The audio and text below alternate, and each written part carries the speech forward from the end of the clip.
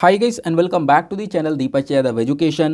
Welcome to the Daily Hindu News and Editorial Analysis of 19th of November 2022. तो guys आज है तारीख 19 नवंबर 2022 और है सैटरडे। देखेंगे आज के द हिंदू कंप्लीट न्यूज़पेपर को एनालाइज करेंगे। बट लेक्चर में आगे बढ़ने से पहले अगर आप लोगों को इस लेक्चर का पीडीएफ चाहिए तो क्या करना है, सबसे पहले डाउनलोड करना है टेलीग्राम। देन उसके बाद जाके सर्च बॉक्स में टाइप करना Deepak Yadav education UPSC. As you can see guys आप लोग को ये वाला चैनल मिल जाएगा, इस पर क्लिक करना और जाकर इस चैनल को ज्वाइन कर लेना।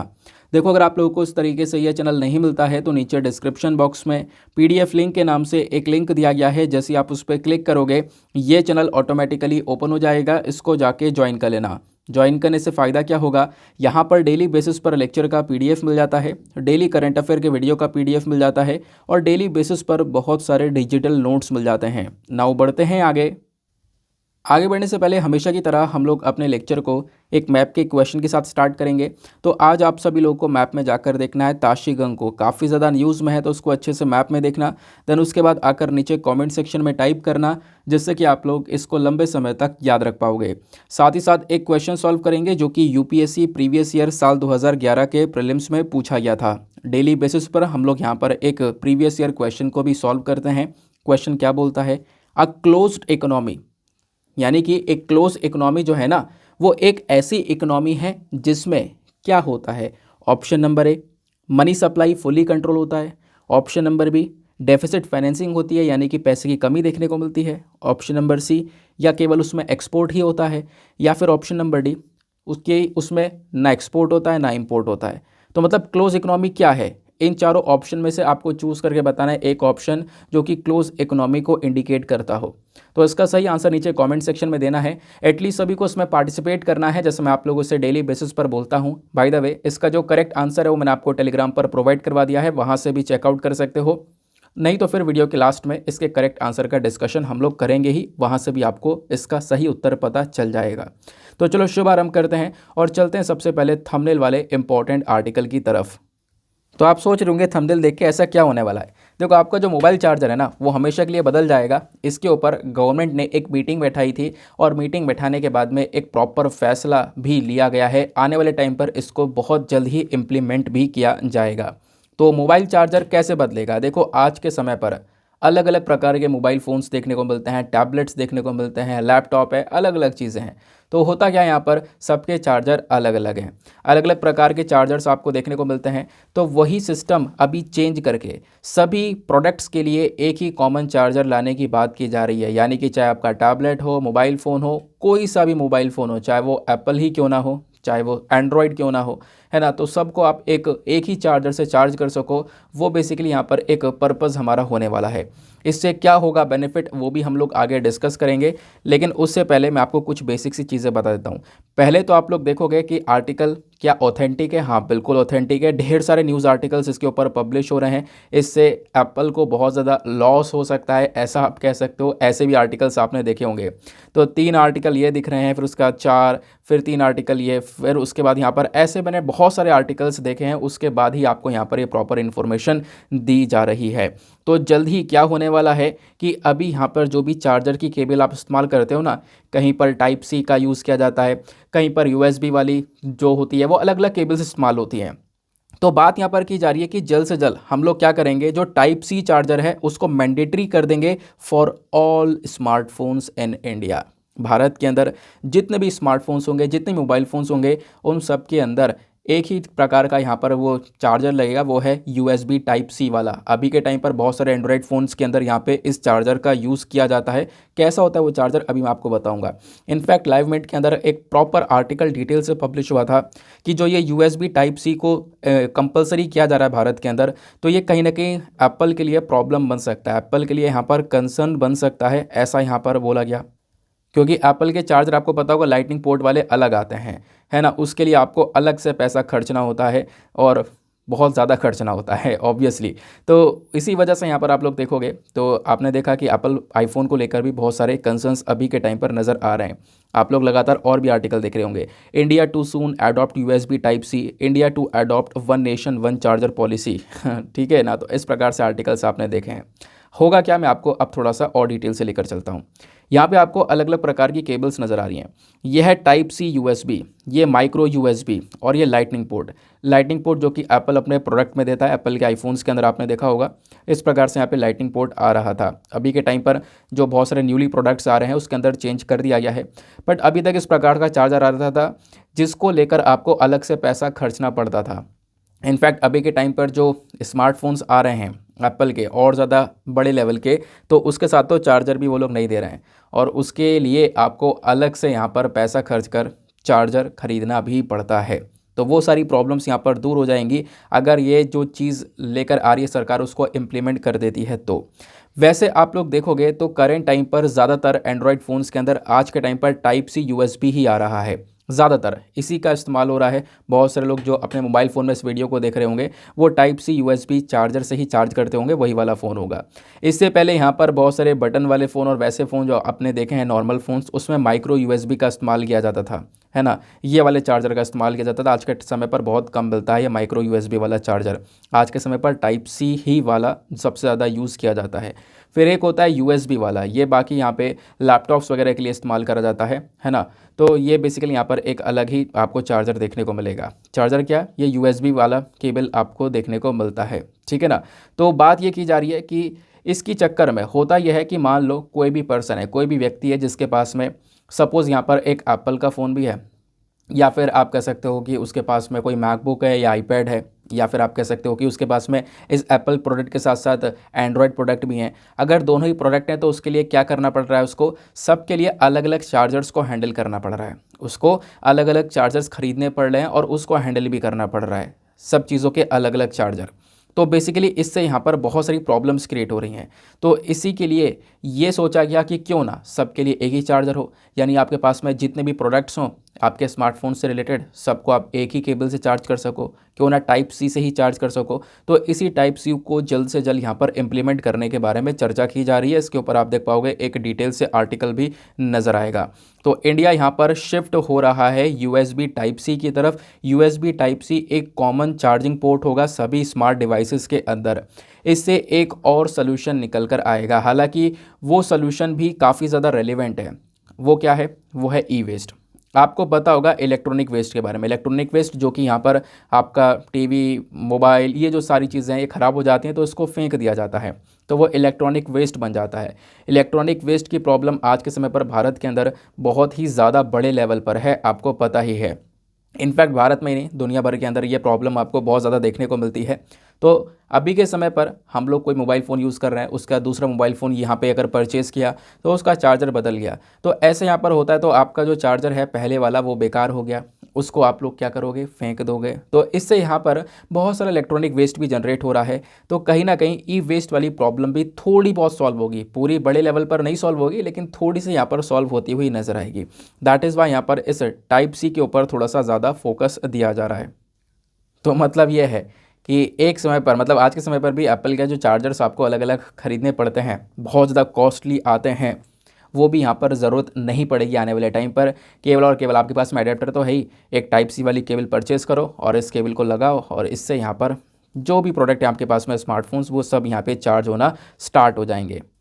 वैसे एप्पल के काफ़ी सारे प्रोडक्ट्स हैं आज के समय पर वो टाइप सी दे भी रहे हैं ना, type C to type C वाली जो केबल्स हैं वो आज के समय पर स्टार्ट भी हो चुकी हैं। तो क्लियर हुई बात, क्या इशू चल रहा है, कैसे यहाँ पर मोबाइल चार्जर बदलने वाला है। वैसे ज़्यादातर लोग यहाँ पे टाइप सी वाला यूज़ कर ही रहे होंगे, वही यहाँ पर आपका चार्जर रहेगा। मेरे पास भी टाइप सी वाला ही है। आते हैं नेक्स्ट आर्टिकल की तरफ। नेक्स्ट आर्टिकल और भी ज़्यादा इंपॉर्टेंट होने वाला है।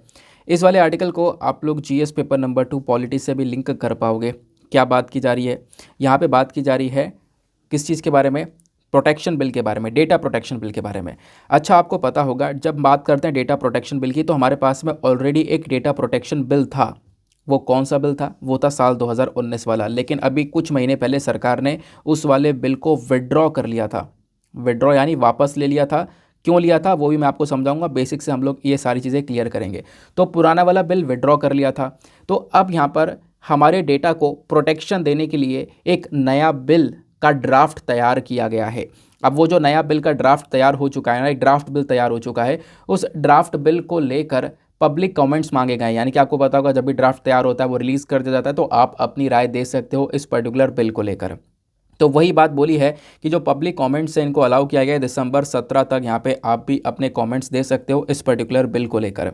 तो ये केंद्र सरकार का यहाँ पर एक इम्पॉर्टेंट स्टेप होने वाला है, क्योंकि अभी यहाँ पे हमारे पास में जो हमारा डेटा होता है, खासकर पर्सनल डेटा होता है, उसको प्रोटेक्शन देने के लिए कोई भी बिल नहीं देखने को मिलता। तो इसी वजह से जो पुराना बिल था हमने वैसे हटा दिया था, इसी वजह से हमारे पास में कोई बिल है नहीं आज के समय पर। तो अभी एक नया ड्राफ्ट बिल तैयार कर लिया गया है। इसको क्या नाम दिया गया? The digital personal data protection bill 2022। ये बेसिकली यहाँ पर इसको नाम दिया जा रहा है, ठीक है ना। ये क्या करेगा? आपके पर्सनल डेटा को एक प्रोटेक्शन प्रोवाइड करवाएगा। अभी पर्सनल डेटा क्या होता है वो भी हम आगे डिस्कस करेंगे। तो अभी जो भी हमारी इंडस्ट्रीज़ हैं उन्होंने यहाँ पर इस पर्टिकुलर मूव को वेलकम किया। उन्होंने बोला कि हाँ बिल्कुल एक अच्छा स्टेप है, क्योंकि हमारे पास में अभी बेसिकली पर्सनल डेटा को प्रोटेक्शन देने के लिए कोई बिल है भी नहीं। तो ऐसा यहाँ पर बिल हम लोग को डेफिनेटली बहुत ज़्यादा हेल्प करने वाला है। ये तो बेसिकली आर्टिकल के अंदर है, लेकिन अभी मैं आपको थोड़ा सा बैकग्राउंड समझाता हूँ कि एग्जैक्टली क्या क्या हुआ था। थोड़ा चीज़ों को लिंक करेंगे ताकि आप एग्ज़ाम के लिए भी कुछ चीज़ें अपने पास में कलेक्ट कर पाओ इस आर्टिकल से। तो जैसा मैंने आपको बताया कि आज से लगभग 3 महीने पहले की बात है। 3 महीने पहले क्या हुआ था कि हमारी केंद्र सरकार ने जो पुराना वाला बिल था, पर्सनल डेटा प्रोटेक्शन बिल 2019 वाला, इसको विड्रॉ कर लिया था। इन्होंने बोला कि देखो इस बिल को हम वापस ले रहे हैं और इसकी जगह एक नया बिल लेकर आएंगे जो कि और ज़्यादा कॉम्प्रहेंसिव होगा। कॉम्प्रहेंसिव मतलब और डिटेल में होगा और विस्तार में होगा, क्योंकि इस वाले बिल के अंदर ज़्यादा कुछ चीज़ें हैं नहीं। तो इस वजह से हम इसके अंदर और ज़्यादा डिटेलिंग्स ऐड करने वाले हैं। इसकी वजह से यहाँ पर एक नया बिल लेकर आएंगे। तो ये सरकार ने यहाँ पर मेंशन कर दिया था। जो पुराना वाला बिल था ना, पर्सनल डेटा प्रोटेक्शन बिल, इसको इंडिया की पार्लियामेंट में लेकर आया गया था 11 दिसंबर 2019 में, लेकिन ये लागू नहीं हो पाया, इम्प्लीमेंट नहीं हो पाया। वो यहाँ पर एक सबसे बड़ी प्रॉब्लम भी आपको नज़र आती है। जो पुराना वाला बिल था इसकी मांग ये भी थी कि इससे होगा क्या कि हम लोग एक डेटा प्रोटेक्शन अथॉरिटी बनाएंगे। एक पर्टिकुलर बॉडी होगी हमारे देश के अंदर जो कि आपकी प्राइवेसी को प्रोटेक्शन प्रोवाइड करवाएगी, आपकी प्राइवेसी की सुरक्षा करेगी, क्योंकि हम लोग बहुत सारे डेटा के बीच में रह रहे हैं और जैसे जैसे यहाँ पर चीज़ें डिजिटाइज हो रही हैं बहुत सारा डेटा भी जनरेट हो रहा है। तो वो जो डेटा है उसको लेकर एक प्रोटेक्शन तो होनी चाहिए, एक सुरक्षा तो होनी चाहिए सभी लोगों की, क्योंकि आपका डेटा बेच दिया जाता है बहुत सारी कंपनीज़ को जो कि बहुत गलत इस्तेमाल करती हैं। तो बेसिकली यहाँ पर ये प्रोटेक्शन देने के लिए ये बिल बहुत मददगार है।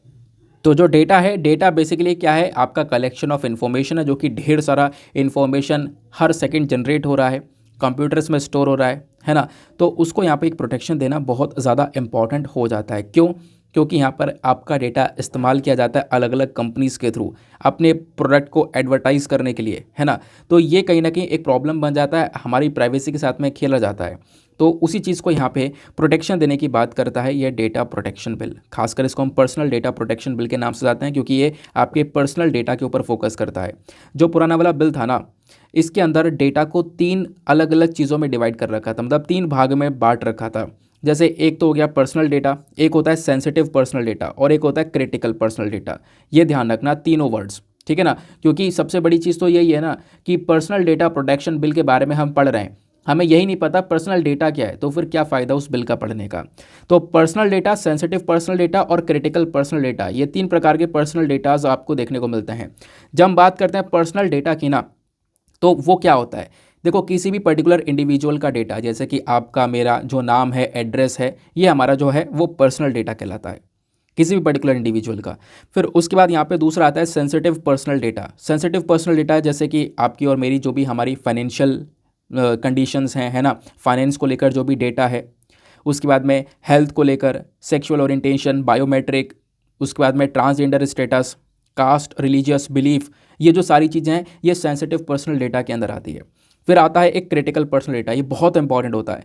क्रिटिकल पर्सनल डेटा यहाँ पर क्या होता है कि जो कि मिलिट्री डेटा होता है या नेशनल सिक्योरिटी डेटा होता है। मिलिट्री डेटा या नेशनल सिक्योरिटी डेटा को हम वैसे ही प्रोटेक्शन देते हैं, इसको कहीं से कहीं तक बिल्कुल भी यहाँ पे खतरा नहीं पहुँचना चाहिए, या फिर ये किसी दूसरे देश में भी ना पहुँचे। मिलिट्री डेटा और नेशनल सिक्योरिटी डेटा ये हर एक देश के लिए अपने लिए बहुत ज़्यादा इंपॉर्टेंट होता है।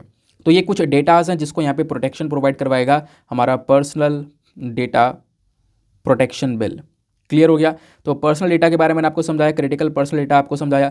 एक होता है non personal data. Non personal data जैसे ट्रैफिक पैटर्न, डेमोग्राफिक डेटा यानी पॉपुलेशन का डेटा, वो बेसिकली यहाँ पर है, वो आपके काम का नहीं है। लेकिन पर्सनल डेटा डेफिनेटली आपको बहुत ज़्यादा मदद करता है यहाँ पे, मतलब आपका एक पर्सनल ही डेटा है, ऑब्वियस ही बात है, तो उसको यहाँ पे बचाना बहुत ज़्यादा ज़रूरी है। तो पुराना वाला बिल हट गया, मैंने आपको बताया, नया वाला बिल ये लेकर आया जा रहा है। इसको लेकर अभी पब्लिक कमेंट्स मांगे गए हैं, तो अभी कुछ भी चीज़ ऐसी लागू नहीं हुई है, आने वाले समय पर इसकी ढेर सारी चर्चा होने वाली है। एक और इम्पॉर्टेंट चीज़ यहाँ पर यह है कि सर आपने ये बताया पुराना वाला जो बिल था इसको विड्रॉ कर लिया गया, लेकिन पुराने वाले बिल में सभी चीज़ तो हैं, तो फिर क्यों इसको हटाया गया? जब सही से काम कर रहा था, मतलब सब कुछ थी इसके अंदर, तो उसको लागू कर देना चाहिए था, क्यों हटा लिया गया? देखो सरकार का यहाँ पे क्या कहना था। सरकार ने ये बोला कि इस पुराने वाले बिल के अंदर इतने अमेंडमेंट्स हो चुके थे, इतने चेंजेस हो चुके थे कि हम खुद परेशान हो गए थे। कितने चेंजेस? 81 अमेंडमेंट प्रपोज करे गए थे। मतलब आप कह सकते हो ढेर सारे अमेंडमेंट्स को लेकर प्रपोजल आ भी रहे थे, अमेंडमेंट्स कर भी दिए गए थे और बहुत सारे चेंजेस हो रहे थे। तो इन्होंने देखा कि भाई कहीं ना कहीं बहुत सारे प्रॉब्लम्स है इसके अंदर, हम क्या कर रहे हैं, इस बिल को ही हटा दे रहे हैं, इसको विड्रॉ कर ले रहे हैं। एक नया बिल लेकर आएंगे जो कि पूरा कॉम्प्रहेंसिव होगा, हर चीज़ को ध्यान में रखकर उस बिल को तैयार किया जाएगा। आई होप आपको यहाँ पर ये पूरा का पूरा इशू समझ में आया कि डेटा प्रोटेक्शन बिल आखिरकार क्या है और पर्सनल डेटा क्या कहलाता है। क्लियर हो गया? चलो आगे आते हैं उसके बाद नेक्स्ट आर्टिकल पर। लेकिन आगे बढ़ने से पहले मेक श्योर करना वीडियो पे जो लाइक का बटन है उसको आप लोग प्रेस कर दो। एक छोटा सा टारगेट होता है 5K प्लस लाइक्स का, जिसको आप लोग अचीव करवा सकते हो। साथ ही साथ में मेरे साथ में इंस्टाग्राम पे कनेक्ट हो सकते हो। इंस्टाग्राम पे जाना, सर्च बॉक्स में टाइप करना दीपक यादव एजुकेशन, आपको ये वाला प्रोफाइल मिलेगा। यहाँ पर आप मेरे साथ में पर्सनली कनेक्ट कर पाओगे और जो भी आपसे सवाल पूछे जाते हैं वीडियो के अंदर उनका आंसर नीचे कमेंट सेक्शन में ज़रूर से दिया करो। जैसे स्टार्टिंग में आपसे प्रीलिम्स का एक सवाल पूछा गया, उसके बाद मैप का सवाल पूछा गया। मैप के क्वेश्चंस बहुत इंपॉर्टेंट होते हैं, जो भी मैं आपसे बोलता हूँ मैप में जाकर देखने के लिए प्लीज़ उसको जाकर ज़रूर से देखा करो, क्योंकि आपको पता होगा कि हर साल मैप को लेकर कहीं ना एक सवाल हम लोग प्रीलिम्स में देख लेते हैं, और पिछले साल भी था, अब की बार भी था, हर बार सवाल आ रहा है। तो ये जो क्वेश्चन है, इसी वजह से जो न्यूज़ में चीज़ें होती हैं वही आपसे बोली जाती हैं देखने को। तो देखकर आप नीचे कमेंट सेक्शन में एक बार टाइप कर दोगे ना, तो वो आपको याद भी रहेगा और चीज़ें, मतलब जब पेपर देने बैठोगे भी तो भी यहाँ पर ध्यान रहेगा कि हाँ यार मैंने इसके बारे में कुछ लिखा था, याद आ रहा है। ठीक है ना? आगे आते हैं। नेक्स्ट बहुत इंपॉर्टेंट आर्टिकल होने वाला है, बहुत ध्यान से चीज़ों को सुनना है। इस वाले आर्टिकल को आप लोग GS paper number 3 science and tech से लिंक कर पाओगे। आर्टिकल की क्या बात की जा रही है? इंडिया का पहला प्राइवेट रॉकेट लॉन्च कर दिया गया, उसने सक्सेसफुली अपना सारा काम करके दिखा दिया है। भारत का पहला प्राइवेट रॉकेट, ध्यान रखना एक वर्ड यूज़ कर रहा हूँ, प्राइवेट। हर चीज़ प्राइवेट हो गई है, लेकिन अभी तक स्पेस एजेंसी प्राइवेट नहीं हुई थी। स्पेस एजेंसी यानी कि इसरो की बात की जा रही है, इंडियन स्पेस रिसर्च ऑर्गेनाइजेशन। यहाँ पे हम लोग कुछ प्राइवेट सेक्टर्स को ऐड करने की बात कर रहे थे बहुत लंबे समय से, बट इसरो अभी भी सरकार के अंडर में आ रहा था, कोई प्राइवेट की मदद नहीं मिल पा रही थी। बट कल पहली बार ऐसा हुआ कि इंडिया ने पहला प्राइवेट रॉकेट यहाँ पे लॉन्च किया, जो कि एक प्राइवेट कंपनी ने बनाया था, और वो लॉन्च होने के बाद उसने अपना सक्सेसफुली काम किया। वही समझेंगे उस रॉकेट के बारे में, कैसे उसने वर्क किया वो समझेंगे, और साथ ही साथ में कुछ और चीज़ें, रेलिवेंट चीज़ें मैं आपको बताने वाला हूँ, कैसे सवाल बनेगा वो भी आपको मैं बताने वाला हूँ। चलो पहले आर्टिकल में क्या क्या है उसको देखते हैं। आर्टिकल में मेंशन किया जाता है कि जो ये रॉकेट है ना, जो कि आपको दिख रहा है, ये कहाँ से लॉन्च किया गया है? श्रीहरिकोटा, आंध्र प्रदेश से लॉन्च किया गया है। ठीक है ना? वहाँ पर क्या है, इंडियन स्पेस रिसर्च ऑर्गेनाइजेशन यानी कि जो हमारा इसरो है ना, उसका लॉन्च पैड है। लॉन्च पैड मतलब जहाँ से रॉकेट्स लॉन्च होते हैं, तो इसरो का ही वो लॉन्च पैड है जहाँ से इस रॉकेट को लॉन्च किया गया था। कहाँ से? श्रीहरिकोटा से। ये बात पहली चीज़ क्लियर हुई। दूसरा, ये जो रॉकेट लॉन्च हो रहा है ना, ये 6 मीटर लंबा रॉकेट है। कितना? 6 मीटर लंबा रॉकेट है, और इसको नाम दिया गया है विक्रम एस। नाम है इसका विक्रम एस। अब ये नाम क्यों दिया गया, मतलब किसी के ऊपर दिया गया? विक्रम साराभाई के ऊपर यहाँ पर ये नाम दिया गया है। और इस रॉकेट को किसने बनाया? इस रॉकेट को डेवलप किया है एक हैदराबाद का ही स्टार्टअप है, जिसका नाम है Skyroot Aerospace Private Limited. अब इसका मतलब क्या है? जैसे कि अमेरिका के पास में स्पेस एक्स है, इलॉन मस्क का, ये बेसिकली एक प्राइवेट स्पेस कंपनी है, आप सभी को पता है, जो कि नासा को भी हेल्प कर देती है। वैसे ही आप कह सकते हो कि भारत के पास में भी एक प्राइवेट कंपनी तैयार हो चुकी है, वो है Skyroot Aerospace Private Limited, जिन्होंने इस रॉकेट को तैयार किया और इस रॉकेट को लॉन्च किया। लेकिन रॉकेट लॉन्च करने के लिए इसरो के लॉन्च पैड की मदद ली है, यानी लॉन्च पैड मैंने आपको बताया श्रीहरिकोटा के अंदर, जहाँ से रॉकेट्स को लॉन्च किया जाता है। ये बात आपको क्लियर हुई? इसी वजह से यहाँ पर इसकी चर्चा बहुत ज़्यादा हो रही है। किसने डेवलप किया उस कंपनी के बारे में बता दिया। 6 मीटर लंबा ये रॉकेट देखने को मिलता है। ये कितनी ऊंचाई तक गया था? 89.5 किलोमीटर्स की ऊंचाई तक गया और उसके बाद में वापस से आके बे ऑफ बंगाल के अंदर गिर गया। बे ऑफ बंगाल के अंदर जाके गिर गया। तो आप कहोगे बस 89.5 मीटर तक गया, मतलब 89.5 किलोमीटर की ऊंचाई तक गया, तो मतलब इसने इतने दूरी पे जाने पे मिशन कर लिया पूरा? हाँ, मैं कहूँगा। कहोगे कैसे? तो मैंने आपको पहले ही बता रखा है कि जब हम लोग बात करते हैं ये जो पर्टिकुलर रॉकेट है ना, इसका काम है स्पेस में जाने का। स्पेस से घूमकर आया है ये। कैसे घूमकर आया? क्योंकि आप देखोगे तो जैसे कि यहाँ पर ये अर्थ है, ठीक है ना, इसको सपोज करते हैं ये अर्थ है, और अर्थ से जब आप ऊपर जाओगे तो 80 किलोमीटर्स के बाद में, यानी 80 किलोमीटर्स के बाद में, जैसे 80 किलोमीटर के ऊपर पहुँच गए, इसके बाद में जैसे आप बाहर पैर रख दोगे ना, मतलब आप अंतरिक्ष में पहुँच गए। यहाँ पर एक लाइन होती है, उसके पार यहाँ पर अंतरिक्ष में आप पहुँच जाते हो, मतलब 80 किलोमीटर से ऊपर यहाँ पे स्पेस शुरू हो जाता है, एक अंतरिक्ष शुरू हो जाता है, आप ऐसा कह सकते हो। और ये रॉकेट कितना गया था? 89.5 किलोमीटर्स, यानी कि मान लो एक सपोज़ यहाँ पर ये लाइन है, ये रॉकेट ऐसे गया और ऐसे गए, जाने के बाद में ये वापस से आकर बे ऑफ बंगाल के अंदर, बराबर में आपको समुद्र दिख रहा है, वहाँ पर जाकर गिर गया था। ठीक है ना, ये बात आपको यहाँ पर क्लियर हुई। और ये जो पूरा मिशन करा है, इस मिशन का नाम रखा गया है प्रारंभ। रॉकेट का नाम विक्रम एस मैंने आपको बता दिया। Single stage solid fuel rocket है। सिंगल स्टेज का मतलब यह है कि जैसे आपने PSLV GSLV को देखा है ना, GSLV को आपने देखा है जिसमें अलग अलग स्टेजेस होते हैं, जैसे solid stage, liquid stage, solid stage, किसी में क्रायोजेनिक स्टेज भी होता है। तो ये अलग अलग स्टेजेस होते हैं कि वो ये वाला फ्यूल इस्तेमाल करेंगे। लेकिन ये जो रॉकेट था ये सिंगल स्टेज सॉलिड फ्यूल था, नहीं पूरे रॉकेट में आपको सॉलिड फ्यूल देखने को मिलेगा। ये एक सब ऑर्बिटल रॉकेट है। सब ऑर्बिटल रॉकेट का मतलब क्या होता है आगे मैं आपको समझाऊंगा इसके बारे में, ठीक है ना। और ख़ास बात यहाँ पर यह देखने को मिली कि इस रॉकेट के अंदर कुछ पेलोड्स था, कुछ वज़न था, लगभग 80 किलोग्राम के। यहाँ पर कुछ सैटेलाइट्स वगैरह भी देखने को मिले थे, जिसको यहाँ पे इस रॉकेट ने सक्सेसफुली अंतरिक्ष में लॉन्च किया। यानी कि जो हमारा बिल्कुल निचले हिस्से पर सैटेलाइट्स लॉन्च होते हैं, तो उन सैटेलाइट्स को लॉन्च किया और उसके बाद में आकर यहाँ पर ये बे ऑफ बंगाल के अंदर गिर गया। 5 मिनट के अंदर अंदर यहाँ पर इसने अपना सारा का सारा काम कर दिया।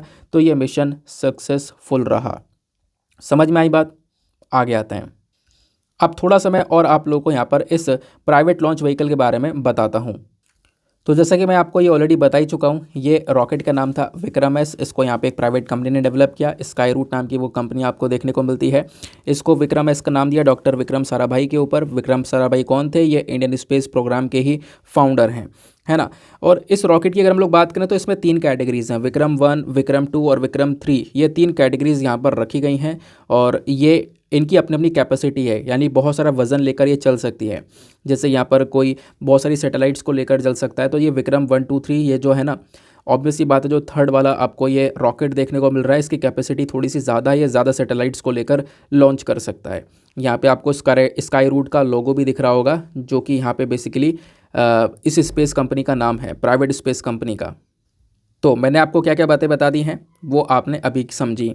उसके बाद एक इम्पॉर्टेंट चीज़ ये निकल कर आती है, मैंने आपसे बोला भी था कि विक्रम एस रॉकेट एक single stage sub orbital launch vehicle है। सब ऑर्बिटल का मतलब यह है कि ये बाकी रॉकेटों जैसा ही है, लेकिन जैसे अभी के टाइम पर इसरो के पास में PSLV है, PSLV के साथ साथ उसके पास में GSLV है। ये बहुत हैवी रॉकेट्स हैं, बहुत वज़नदार सैटेलाइट्स को लॉन्च करने का काम करते हैं।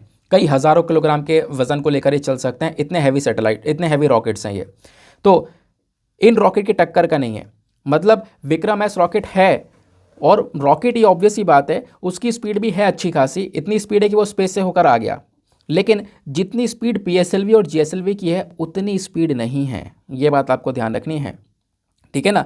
तो इसी को हम लोग बोलते हैं सब ऑर्बिटल, यानी कि इसकी जो ट्रैवलिंग स्पीड है वो थोड़ी सी स्लोअर, थोड़ी सी धीरे देखने को मिलती है एज़ कम्पेयर टू द कुछ यहाँ पे एडवांस रॉकेट जो है PSLV GSLV जैसे। ये बात आपको क्लियर हुई।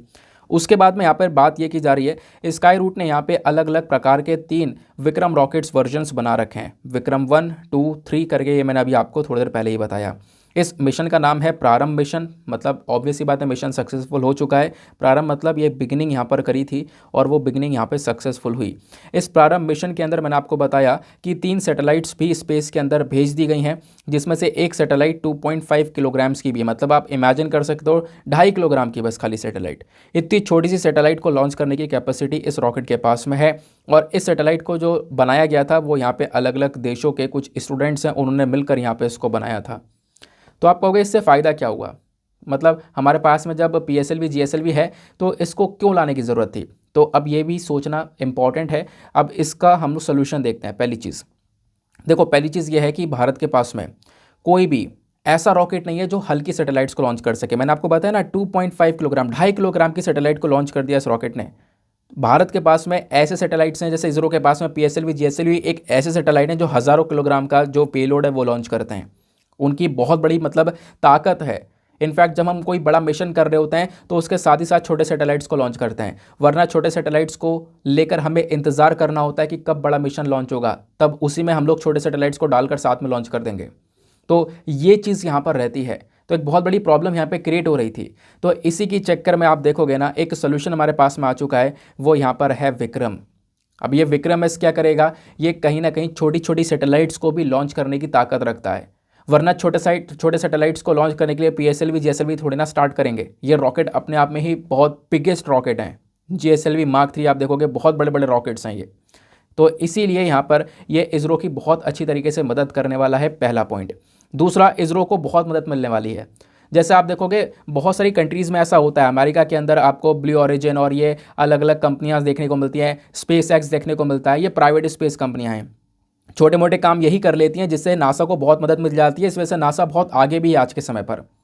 तो अभी यहाँ पर इसरो के पास में जितना भी पैसा आता है ना, वो इसरो ज़्यादातर खर्च कर देता है अपना सैटेलाइट को बनाना, सैटेलाइट को लॉन्च करना, इन सब कामों के अंदर होता है। वहीं पर ज़्यादातर पैसा लग जाता है, इसरो ज़्यादा काम कर नहीं पाता। लेकिन अब आप कह सकते हो एक प्राइवेट स्पेस कंपनी ऐसी तैयार हो गई है जो कि सैटेलाइट्स को लॉन्च करने की कैपेसिटी अपने पास में रखती है। तो इसरो क्या कर सकेगा, अपने बड़े बड़े मिशंस के ऊपर फोकस ज़्यादा कर सकेगा। सही बात है, अपने बड़े मिशंस के ऊपर थोड़ा ज़्यादा रिसर्च कर सकेगा। किसी प्लानट के ऊपर मिशन करना है, उस चीज़ के ऊपर थोड़ा ज़्यादा जोर दे सकेगा।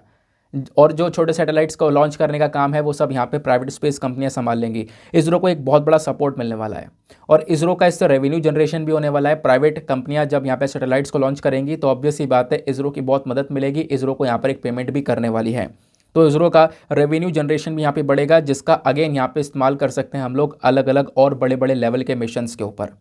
तो ये भी एक डेफिनेटली फ़ायदा देखने को मिलने वाला है। क्लियर हुई बात। तो ये था कंप्लीट आर्टिकल और इसका बैकग्राउंड डेटा मैंने यहाँ पर स्टोर कर दे दिया है, आप इसको भी ले सकते हो। ठीक है ना। देखो आपको करना क्या है, जब भी आप लोग PDF डाउनलोड करोगे टेलीग्राम चैनल से, तो PDF डाउनलोड करने के साथ साथ एक ऐप को डाउनलोड कर लेना जिसका नाम है एडोब एक्रोबैट। उस ऐप को डाउनलोड करते ही क्या होगा, उस ऐप में जब आप लोग इस पर्टिकुलर PDF को ओपन करोगे तो आपको ये छोटे छोटे जो सिंबल्स है वो दिखेंगे और इनके माध्यम से आप सारी इन्फॉर्मेशन यहाँ से निकाल पाओगे। जैसे इस पर टैप किया मैंने और फिर उसके बाद एडिट करना चाहूँ तो इस इन्फॉर्मेशन को मैं एडिट भी कर सकता हूँ, यहाँ से कॉपी पेस्ट भी कर सकता हूँ। ठीक है ना। तो ऐसे यहाँ पर इस इन्फॉर्मेशन को ले सकते हो। आगे आते हैं अगले आर्टिकल पर। इसी के नीचे एक और छोटा सा आर्टिकल आपको यहाँ पर ये देखने को मिलेगा। इस वाले आर्टिकल को आप लोग GS पेपर नंबर 3 एनवायरमेंट वाले सेक्शन से लिंक कर पाओगे। हम लोग बात करने वाले हैं एक बैम्बू के बारे में। आपको पिक्चर में दिख रहा होगा छोटा सा जानवर है, लेकिन ऐसा है नहीं, ये एक बैम्बू है, बांस जिसके बारे में जिसको हम बोलते हैं। तो इस बैम्बू में क्या होता है, एक फ्रूट निकलता है, एक फल निकलता है, ये वाला। तो ये फल कहीं ना कहीं बहुत ज़्यादा घातक साबित होता है लोगों के लिए। मतलब इसके अपने आप में न्यूट्रिशंस हैं, बहुत सारे न्यूट्रिएंट्स पाए जाते हैं, बहुत सारे जानवर इसको खाना पसंद करते हैं, लेकिन फिर भी ये इतना खतरनाक होता है कि इससे लोगों की जानें चली जाती हैं, खाने का अकाल पड़ जाता है नॉर्थ ईस्ट इंडिया के अंदर। अब सुनकर यहाँ पे थोड़ा अजीब सा लग रहा होगा, ये है क्या, क्या होता है इससे। तो देखो इसके पीछे का पूरा डेटा यहाँ पर दिया गया है, वो हम लोग यहाँ पे समझेंगे। तो ये जो फ्रूट है ना बहुत मीठा होता है, स्वीट सा ये फ्रूट है, बैम्बू फ्रूट इसको यहाँ पे बोला गया है। इससे यहाँ पर चूहों की संख्या बढ़ जाती है, चूहों की संख्या बढ़ जाती है, जो कि अपने आप में बहुत बड़ा खतरा बन जाते हैं लोगों के लिए। अब आप थोड़ा चीज़ों को समझ रहे होंगे, चलो मैं आपको समझाता हूँ। देखो एक स्टडी की गई है, 13 साल की स्टडी यहाँ पर होती है और उस स्टडी ने यहाँ पे प्रॉपर हमारे पास में सारी इन्फॉर्मेशन खोल कर रख दी है।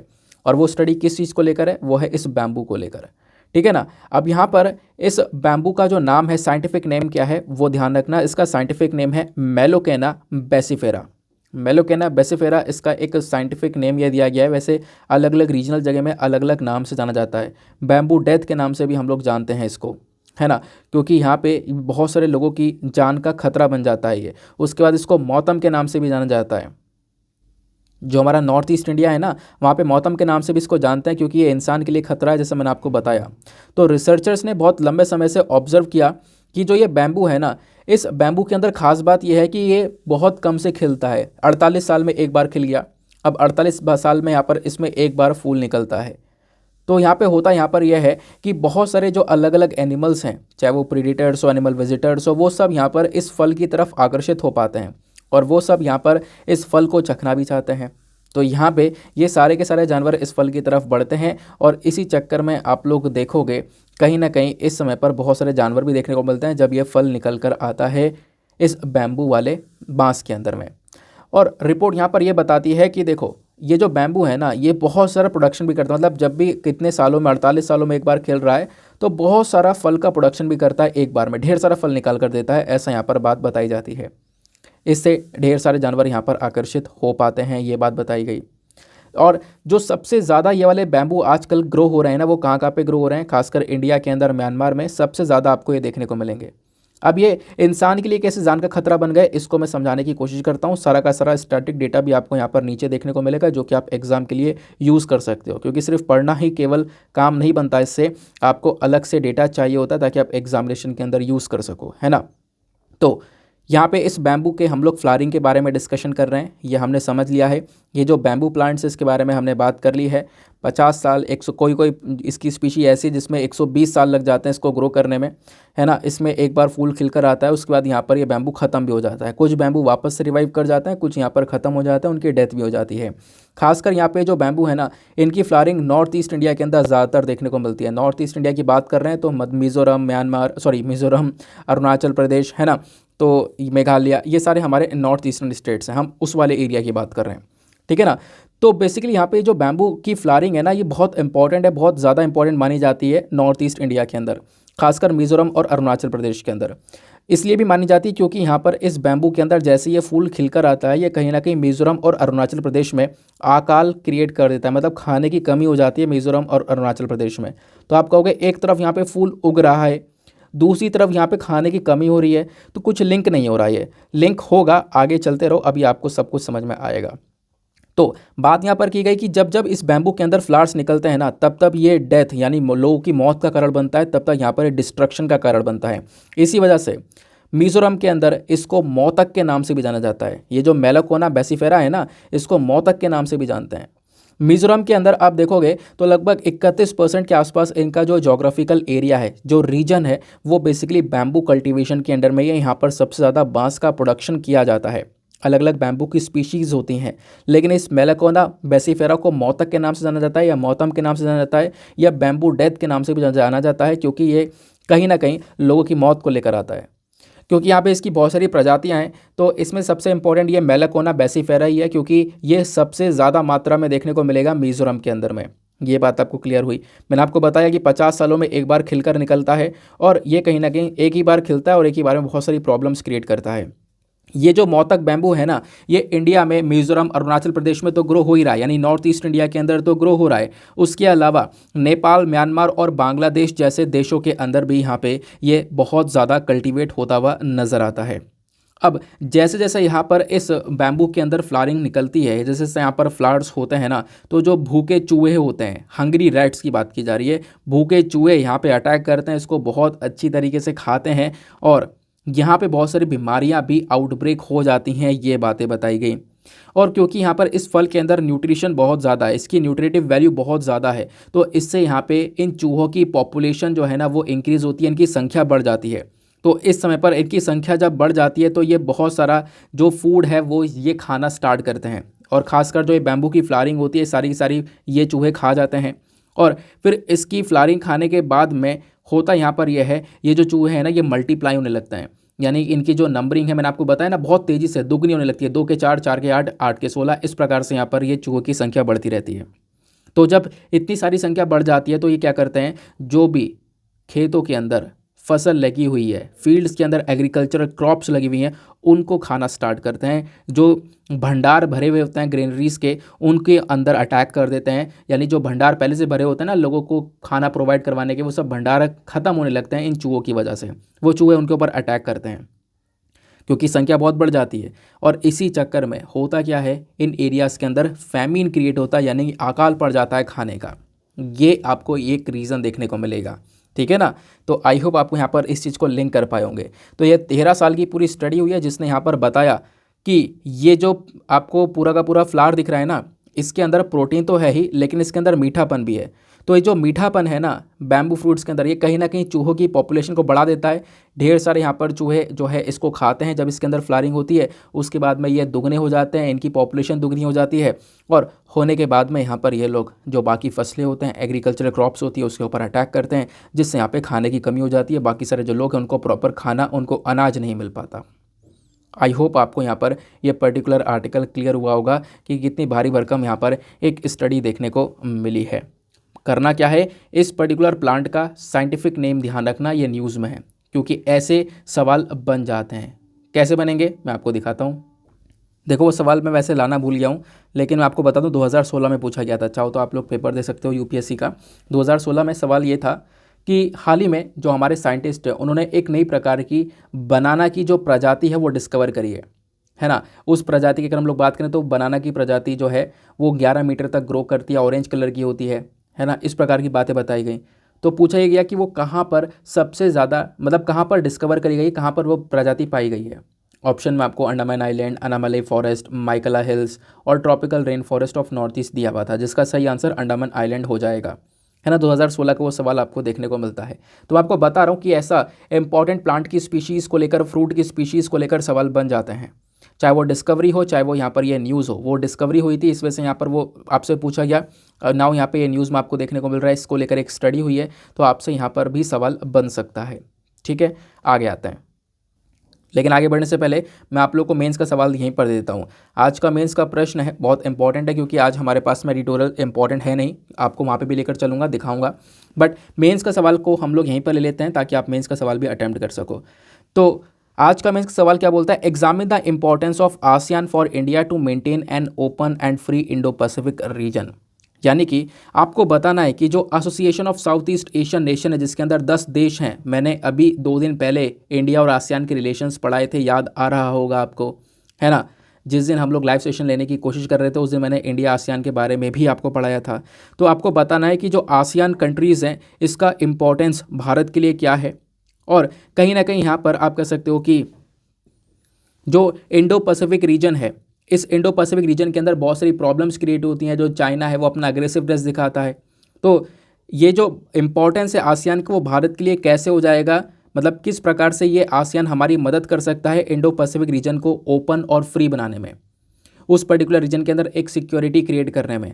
तो आसियान इंडिया के रिलेशंस आप लिख सकते हो in terms of Indo Pacific reason, बहुत अच्छी तरीके से ये डिटेलिंग्स मैंने आपको समझाई हुई है। तो 250 शब्दों में आंसर लिखना, और आंसर लिखने के बाद में कहाँ पर सबमिट करना है, टेलीग्राम पर जाना, सर्च बॉक्स में टाइप करना Deepak Yadav education mains answer writing, आपको फुल फॉर्म लिखनी है, आपको वो चैनल मिल जाएगा। 38,000 से ज़्यादा लोग ऑलरेडी यहाँ पर उस चैनल को ज्वाइन कर चुके हैं, तो आप भी जाकर ज्वाइन करें। ज्वाइन करने के बाद में करना क्या है, वहाँ पे अपना आंसर लिखकर सबमिट करना है, और साथ ही साथ में एटलीस्ट सभी लोग को 2-2 आंसर्स रिव्यू करने हैं। आप सभी लोग 2-2 आंसर ज़रूर से रिव्यू करेंगे। इससे होगा क्या, इससे होगा ये कि आपके पास में कुछ इंपॉर्टेंट पॉइंट्स मिल पाएंगे, मतलब कुछ ऐसे पॉइंट जो कि आपने नहीं नोट करे हैं वो आपको पॉइंट्स मिल पाएंगे। साथ ही साथ में सामने वाले की आप मिस्टेक्स बता पाओगे अगर उनके आंसर में कोई मिस्टेक होगी तो। ठीक है ना, आगे आते हैं। नाउ नेक्स्ट आर्टिकल आपको ये देखने को मिलता है, अगेन इसको आप लोग जीएस पेपर नंबर 2 पॉलिटी से लिंक कर पाओगे। इस आर्टिकल में क्या बात बताई जा रही है, जो एनसीडब्ल्यू है, एनसीडब्ल्यू का मतलब है नेशनल कमीशन फॉर वेमेन, ये महिलाओं के लिए काम करता है पूरा बॉडी। इस बॉडी का कहना यह है कि बहुत सारी लड़कियों को ज़बरदस्ती, मतलब फोर्सफुली उनको प्रोस्टिट्यूशन के अंदर ढकेला गया है राजस्थान के अंदर। इसको लेकर एनसीडब्ल्यू यहाँ पर एक बात बोलता है। तो national commission of for women, इन्होंने फ्राइडे में ये बात बोली है कि जो भी यंग गर्ल्स हैं, है ना, इन यंग गर्ल्स को क्या किया जा रहा है, फोर्स किया जा रहा है, प्रोस्टिट्यूशन के अंदर ढकेला जा रहा है, और राजस्थान के अलग अलग डिस्ट्रिक्ट्स के अंदर ये काम हो रहा है। खासकर भिलवाड़ा के अंदर, भरतपुर के अंदर आप देखोगे तो ये सारे काम होते हुए नज़र आ रहे हैं।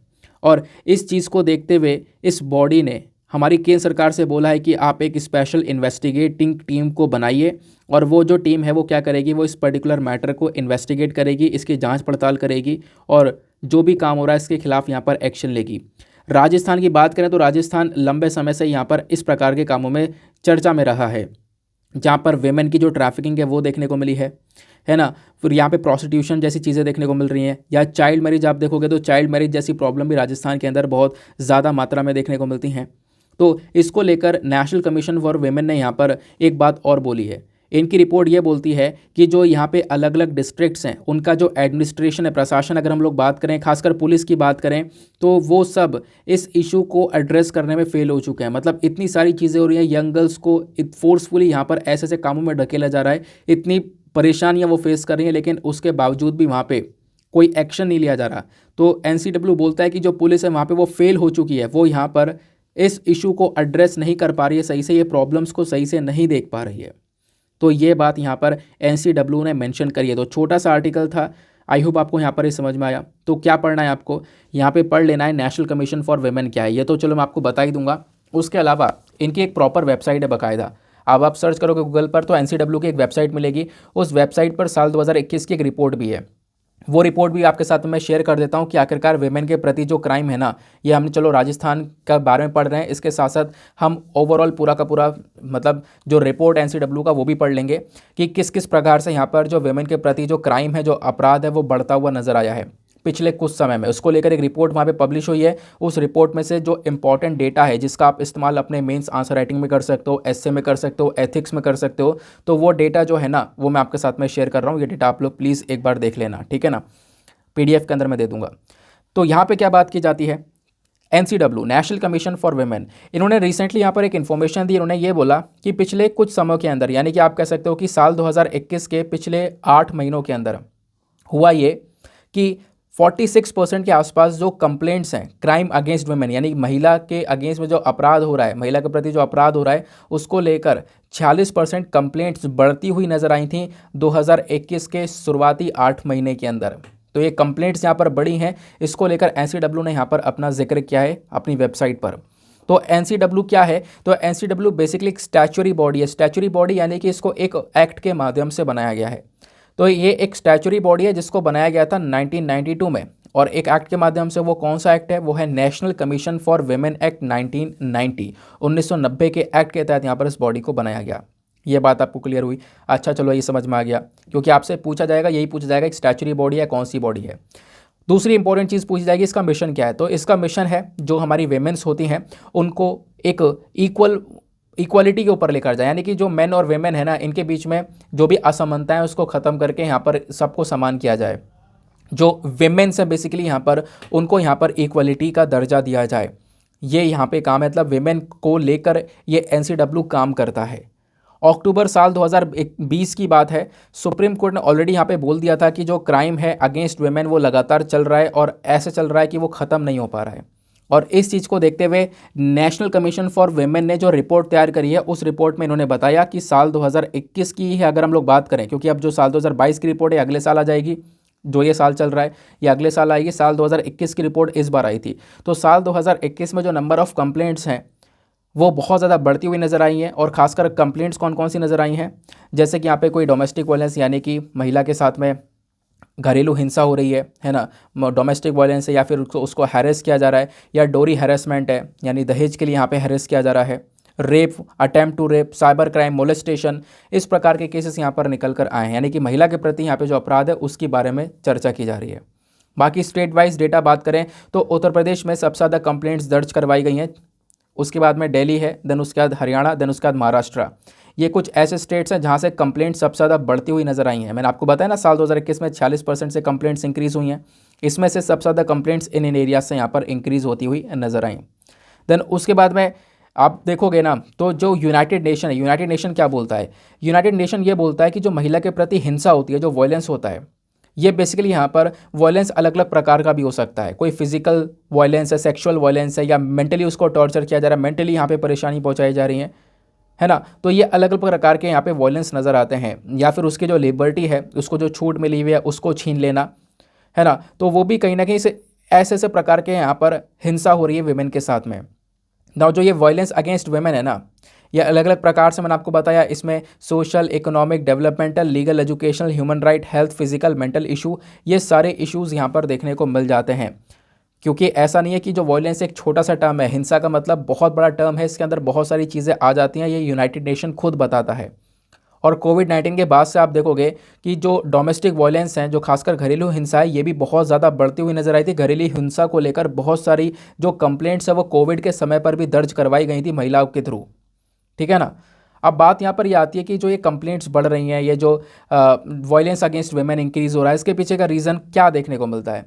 इसका एक पीछे का मेन रीज़न है जेंडर डिस्पैरिटी। आपको देखने को मिलेगा मेल और फीमेल दोनों को लेकर यहाँ पे एक अलग ही दर्जा दिया जाता है। खासकर जो मेल है ना, जो खासकर पुरुष है, उसको यहाँ पे बहुत ऊपर रखा जाता है। बहुत सारी सोसाइटीज़ के अंदर इस प्रकार की चीज़ें यहाँ पर देखने को मिलती हैं।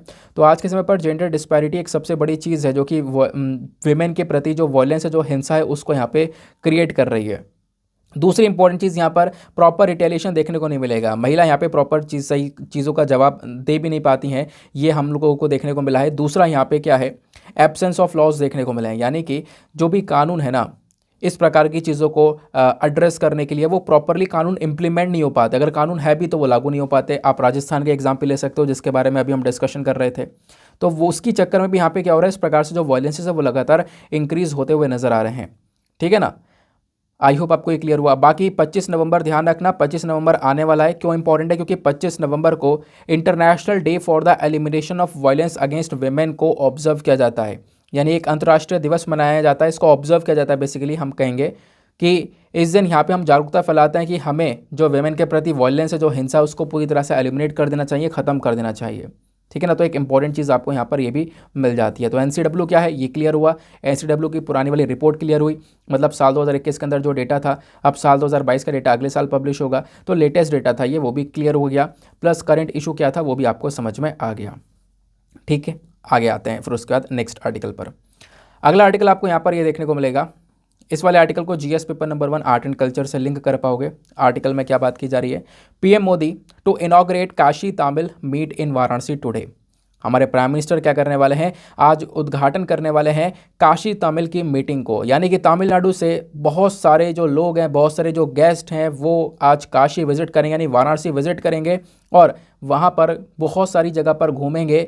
और इससे होगा क्या कि काशी और तमिल के जो लोग हैं ना, ये आपस में एक दूसरे के साथ में अपने कल्चर्स को एक्सचेंज करेंगे, अपनी जो संस्कृतियाँ उसको एक्सचेंज करेंगे। इससे हमारे अंदर और ज़्यादा यूनिटी देखो क्रिएट होती हुई नज़र आने वाली है।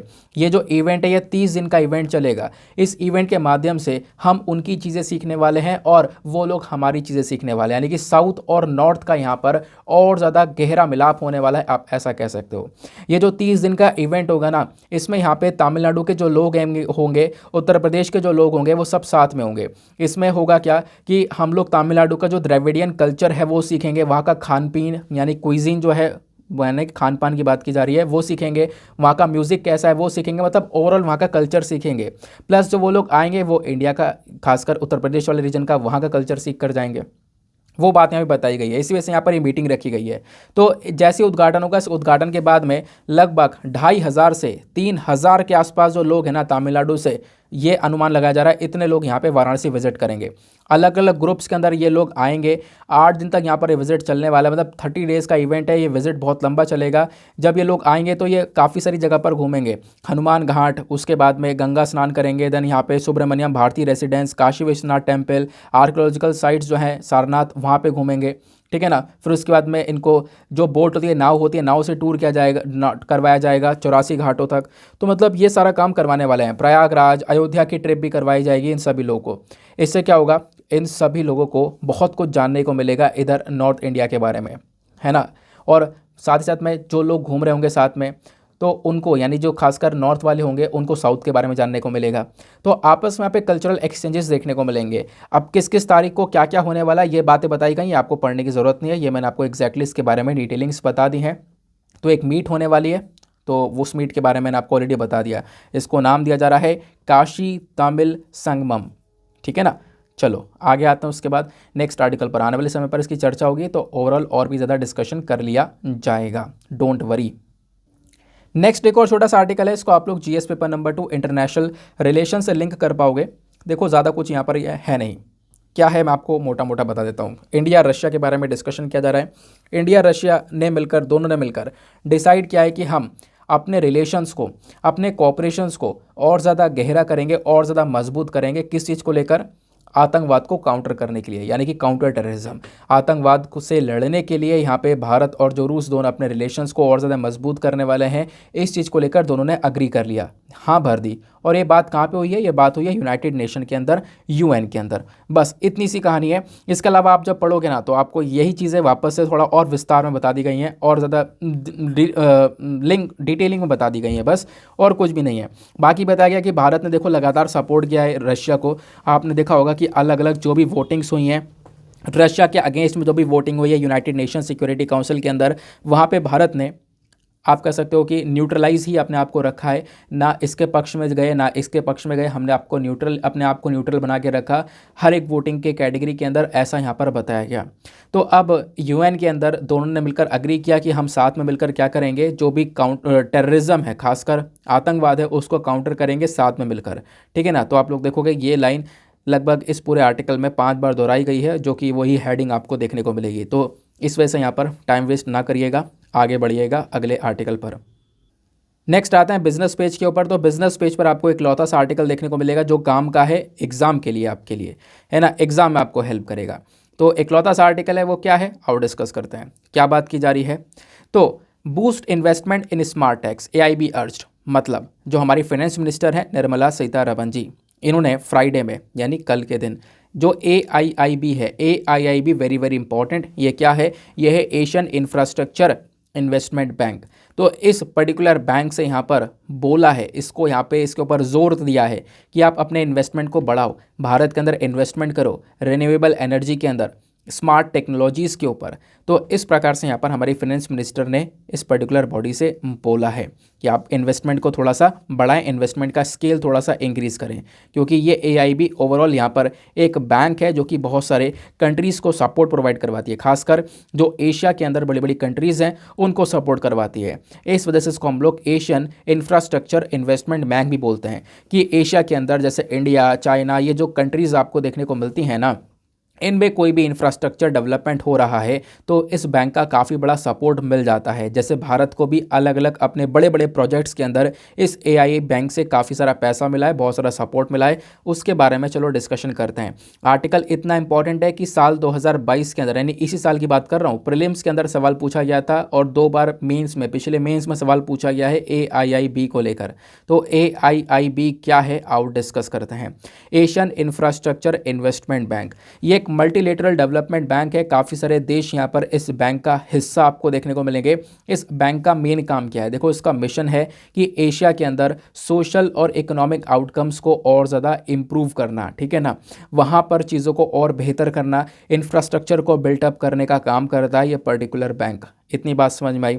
इस बैंक को एस्टेब्लिश किया गया था एक अग्रीमेंट के माध्यम से, वो है AIIB आर्टिकल्स ऑफ अग्रीमेंट, 2015 के अंदर ये आया और उसके बेसिस पर यहाँ पर आप कह सकते हो ये जो बॉडी है AIB, ये बैंक जो है ये बनाया गया। इस बैंक के स्टार्टिंग में 57 फाउंडिंग मेंबर्स हुआ करते थे, यानी कि 57 देशों ने मिलकर यहाँ पर इस बैंक को एस्टेब्लिश किया और इसकी मेंबरशिप को रखा। फिर धीरे धीरे इसके अंदर जो पार्टनरशिप है वो अलग अलग देशों की बढ़ती चली गई, 102 कंट्रीज़ तक पहुँच चुकी थी, यानी कि 102 कंट्रीज़ यहाँ पर इस AIB बैंक का हिस्सा बन गए थे, इसके मेंबर बन गए थे। इस बैंक का जो हेडक्वार्टर है वो कहाँ पर है, वेरी इंपॉर्टेंट, इस बैंक का हेडक्वार्टर बीजिंग के अंदर है और इस बैंक ने वर्क करना स्टार्ट किया था बेसिकली 2016 से, आप ऐसा कह सकते हो। इंडिया भी इसका मेंबर 2016 से ही और भारत भी इसका एक फाउंडिंग मेंबर था। मैंने आपको बताया ना 57 कंट्रीज़ ने मिलकर इस बैंक को बनाया था, तो उन 57 में से इंडिया भी यहाँ पर एक बहुत इंपॉर्टेंट मेंबर था जिसने यहाँ पर AIB को बनाया। नाउ अब ये एशियन इंफ्रास्ट्रक्चर इन्वेस्टमेंट बैंक और भारत के क्या रिलेशंस हैं, इसको थोड़ा डिस्कस करते हैं। देखो AIB ने क्या किया है ना, बहुत सारे लोन्स भारत के लिए अप्रूव कर रखे हैं, यानी इंडिया के लिए बहुत सारे लोन्स यहाँ पे अप्रूव करता है और इंडिया को बहुत सारा लोन प्रोवाइड करवाता है। मतलब इंटरनेशनल लेवल पर बात करें तो कोई और दूसरी बैंक इतना लोन प्रोवाइड नहीं करवाती जितना यहाँ पर AIB करता है। और सबसे बड़ी बात यहाँ पे इस बैंक के शेयर होल्डर की बात करें, क्योंकि अलग अलग कंट्रीज़ के पास में इस बैंक के कुछ शेयर्स हैं, तो यहाँ पे आता है चाइना टॉप पर। चाइना सबसे बड़ा शेयर होल्डर है और भारत यहाँ पर दूसरे नंबर पर आने वाला सेकंड बिगेस्ट शेयर होल्डर देखने को मिलता है इस AIB बैंक का। ये जो AIB है ना, इसने लगभग भारत के अंदर 28 प्रोजेक्ट के ऊपर फंडिंग करी है, बहुत सारे पैसा प्रोवाइड करवाए, लगभग $6.7 बिलियन तक का यहाँ पे अमाउंट देखने को मिलेगा, है ना। और ये हम लोग बात करें कोविड के समय की, तो कोविड के समय पर भी बहुत सारा इंफ्रास्ट्रक्चर डेवलप किया है, करेंट टाइम पर इतना पैसा इन्वेस्ट किया है। और पिछले साल की बात करें तो अक्टूबर 2021 में आप देखोगे तो भारत ने एआईबी बैंक के अंदर लोन के लिए भी अप्लाई करा था कि कुछ लोन हम लोग को चाहिए। तो 667 जो मिलियन डॉलर्स है ना, इस चीज़ के लिए यहाँ पे हम लोगों ने अप्लाई किया था। बहुत सारा पैसा हम लोगों ने यहाँ पर लिया भी, वैक्सीन को डेवलप करने के लिए पैसा लिया है ना। तो ये लोन्स बेसिकली यहाँ पर एआईबी बैंक ने प्रोवाइड करवाए इंडिया को। और पिछले साल 2021 का ओवरऑल अगर हम लोग का डेटा देखें तो एआईआईबी ने आप देखोगे तो 356.67 यानी कि 356.67 जो मिलियन डॉलर का लोन है ना, ये अलग से भारत सरकार को दिया था ताकि भारत सरकार अपना चेन्नई मेट्रो रेल सिस्टम को एक्सपेंड कर सके, इसको और ज़्यादा बढ़ा सके। तो आप समझ पा रहे होंगे कि कैसे इंफ्रास्ट्रक्चर को लेकर ये जो बैंक है ये काफ़ी रेलिवेंट रोल प्ले करती है काफ़ी सारी कंट्रीज़ के लिए और ख़ासकर भारत के लिए। तो भारत और एआईबी के रिलेशंस भी मैंने आपके साथ में डिस्कस करे। अब मैं आपको एक इम्पॉर्टेंट चीज़ दिखाता हूँ। वो इम्पॉर्टेंट चीज़ क्या है, तो आप यहाँ पर ये वाला सवाल देखो। ये सवाल इस बार का है, यानी कि साल 2022 के अंदर यूपीएससी के अंदर पूछा गया था। सवाल यहाँ पर क्या है, तो पहला यहाँ पर स्टेटमेंट दिया गया है AIIB Asian infrastructure investment bank, दूसरा मिसाइल टेक्नोलॉजी कंट्रोल रिजीम, तीसरा शंघाई कोऑपरेशन ऑर्गेनाइजेशन। तो ये जो तीनों बॉडीज़ हैं ना, ये तीनों बॉडीज़ के नाम लिखे गए। फिर उसके बाद यहाँ पे आपसे पूछा गया India is a member of which of the above. Bharat यहाँ पर इन तीनों में से किसका मेंबर है, किसका सदस्य देखने को मिलता है। ऑप्शन है 1 and 2 only, option B 3 only, option C 2 and 3 only और ऑप्शन सी 1, 2 and 3। तो आप देखोगे तो अभी आपने ये तो डिस्कस कर लिया कि बिल्कुल एशियन इंफ्रास्ट्रक्चर इन्वेस्टमेंट बैंक का भारत यहाँ पर एक फाउंडिंग मेंबर है। 57 फाउंडिंग मेंबर में से एक मेंबर भारत भी देखने को मिलता है। ठीक है, चलो ये ऑप्शन है क्लियर हो गया। अब ये बताओ क्या इंडिया इस MTCR और SCO का भी मेंबर है? अगर है तो बताओ, मतलब नीचे कमेंट सेक्शन में देना इसका करेक्ट आंसर। फटाफट इसका आंसर आप नीचे कमेंट सेक्शन में दे सकते हो ना। आगे चलते हैं। बाकी मैंने आप लोग को यहाँ पर सारी चीज़ें इंपॉर्टेंट चीज़ें बताई दी हैं आज की डिस्कशन में, मतलब आज के न्यूज़पेपर में बस खाली यही इंपॉर्टेंट चीज़ें थी। आपको पता होगा सैटरडे में एडिटोरियल ऑलरेडी कम आते हैं, ग्राउंड जीरो का पेज आता है, ये हमारे काम का है नहीं। एडिटोरियल पर तो आपको आया तो है एडिटोरियल, 2 आर्टिकल हैं तो आपने डिस्कस क्यों नहीं करे। तो ये दोनों ही आर्टिकल कल मैं डिस्कस कर चुका हूँ।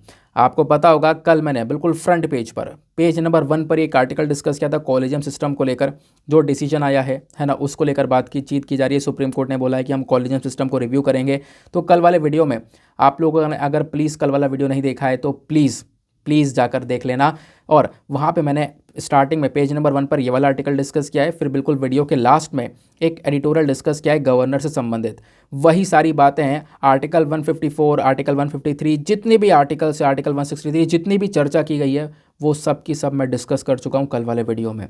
ठीक है ना, तो आपको वहाँ ज़्यादा हेल्प करेगा। तो यहाँ पे टाइम वेस्ट बिल्कुल ना करें, आपका काम इतने में ही यहाँ पर हो जाएगा। तो आज के न्यूज़पेपर में काम की खबरें जितनी भी थी वो सब आपने डिस्कस कर ली हैं, आपको यहाँ पर पता चल चुकी हैं। फिर उसके बाद में आते हैं हम लोग अपने प्रीलिम्स वाले सवाल की तरफ। आज का प्रीलिम्स का सवाल क्या है, 2011 का सवाल था क्लोज्ड इकोनॉमी यहाँ पर एक ऐसी इकोनॉमी है जहाँ पर क्या देखने को मिलता है। तो इसका correct answer option number D, यानी क्लोज्ड इकोनॉमी, बंद इकोनॉमी क्या होगी। एक बंद अर्थव्यवस्था वही अर्थव्यवस्था है जहाँ पे कोई एक्सपोर्ट इंपोर्ट नहीं हो रहा है, कोई सामान आ नहीं रहा है अंदर, कोई सामान बाहर जा नहीं रहा है, ना कुछ हम एक्सपोर्ट करें ना कुछ इंपोर्ट कर रहे हैं, वही क्लोज्ड इकोनॉमी कहलाएगी। ठीक है ना, तो ये यहाँ पर एक सिंपल सा इसका आंसर भी आपको मिल गया है। नाउ इसी के साथ में करते हैं हम लोग अपने लेक्चर को समाप्त और मिलते हैं आप लोगों से अगले वीडियो में। आज के लिए bye bye, have a nice day, thank you and जय हिंद।